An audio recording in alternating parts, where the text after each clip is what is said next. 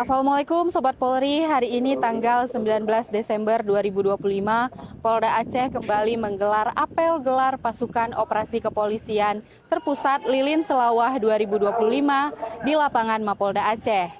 Apel ini dilaksanakan sebagai bentuk kesiapan pengamanan perayaan Natal 2025 dan Tahun Baru 2026 serta pemulihan bencana Aceh.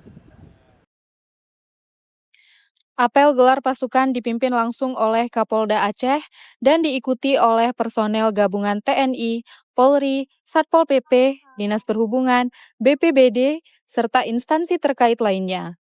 Kegiatan ini bertujuan untuk memastikan kesiapan personel, sarana, dan prasarana dalam memberikan rasa aman dan nyaman kepada masyarakat selama momentum Natal dan Tahun Baru.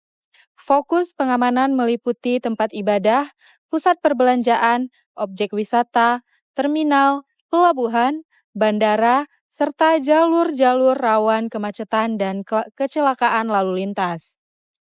Operasi Lilin Selawah 2025 akan dilaksanakan mulai tanggal 20 Desember 2025 sampai dengan 2 Januari 2026 dengan harapan situasi keamanan dan ketertiban masyarakat di Provinsi Aceh tetap kondusif, aman, dan terkendali hingga perayaan Tahun Baru 2026.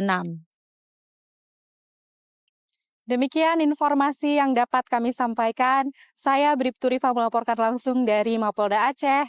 Salam presisi.